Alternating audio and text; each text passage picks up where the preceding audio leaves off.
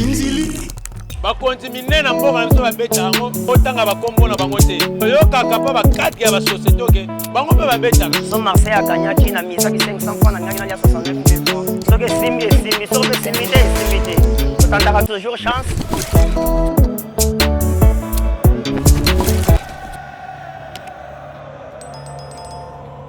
Les paris sportifs, les jeunes et l'État congolais. Qui gagne? Qui perd? Les paris sportifs, basés essentiellement sur le football, représentent aujourd'hui l'une des principales activités lucratives qui occupent les jeunes quinois au quotidien.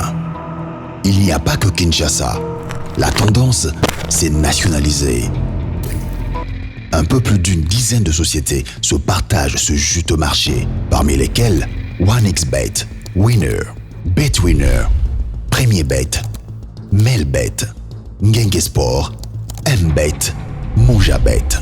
Un sondage mené à Kinshasa sur un échantillon de 100 jeunes répartis sur les 24 communes de la ville renseigne que 90 à 100 parient au moins 2 fois la semaine. Donc, il y a madame la palais qui na betara. Maman ça peut être na betara. Na bandaki ko beta jeu loisir depuis kaka tango yaki. Tango Winner et Nathalie ba probabilité za na Winner. Eza ebele koleka o eza na Paris foot. Yango na koma ko beta Winner. Le principe est simple. La compagnie programme pour la journée ou pour la semaine une série de rencontres, tous sports confondus, sur lesquelles elle place des cotes variant suivant les capacités des uns et des autres à remporter ou à perdre la rencontre. Notez bien, les paris les plus risqués sont les mieux cotés. Atlético Bilbao a beta lelo, na Juventus a beta lelo, ya ba match modonge, na mise mbongo nanga, na za sike na kilo ba équipe wana donc tina poko na tala ba résultat na rolia. De ce programme, le parieur dresse sa propre liste des matchs sur lesquels il faudra miser. Il le transmet ensuite à la société qui valide ses paris et lui remet un ticket y correspondant, mentionnant le montant de son gain éventuel. Ce dernier n'a plus qu'à attendre l'issue de ces rencontres pour découvrir s'il gagne ou s'il perd.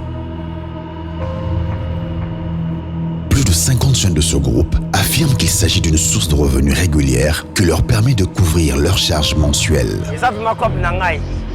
Donc, si on a un mbongo na lingaka te na zanga papier na po. Aidaka ba jeune peut-être on soit vandi na azana eloko osala te na ndaku ana mbongo te azana moi 300 francs na poche ya parier bo aller peut-être moi 80 000 moi 500 000 et je aider ba jeune na makambo belé.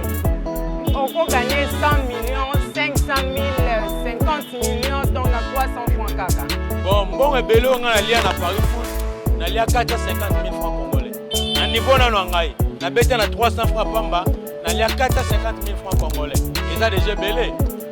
Ne sigo na olité, na lia pe ba 1 million, 10 millions na yoka pe ba ninga mususu. Ne tilelo bona beti ya 1000 francs, mais déjà na quota na ngaya epesi ngai 196 000 francs, 400 francs congolais. Les sociétés de paris sportifs ont bien compris le grand potentiel du marché quinois.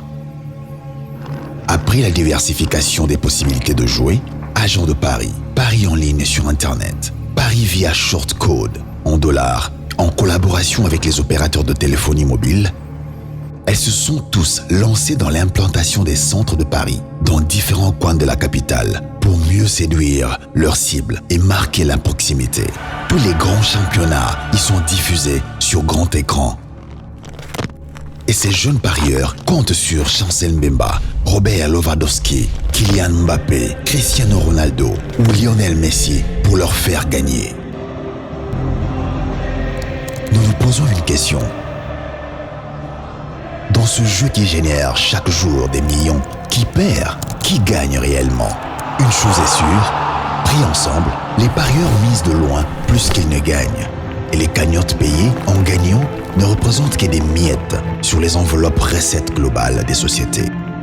Lors de la 54e réunion du Conseil des ministres tenue vendredi 20 mai 2022 sous la direction du chef de l'État Félix Tshisekedi, le ministre des Finances Nicolas Kazadi a fait rapport de la mission qu'il a diligentée pour faire l'état des lieux de ce secteur, recueillir les informations relatives aux opérations réalisées dans le secteur de 2015 à ce jour et recenser les actes légaux en vigueur dans le secteur. Le ministre a relevé que les lacunes à l'architecture légale en vigueur présentent des risques non négligeables pour le secteur financier de la RDC, qui est une juridiction en proie aux opérateurs de blanchiment d'origine illicite et criminelle. Il a par ailleurs plaidé pour l'institution d'une commission de surveillance afin de contrôler les opérations susceptibles de fraude et de constater le prélèvement de droits revenant au trésor et de son manque à gagner. En entendant, la réalité est qu'aujourd'hui, ni la SONAL, ni le gouvernement ne dispose d'un système de monitoring sérieux à même de contrôler les gains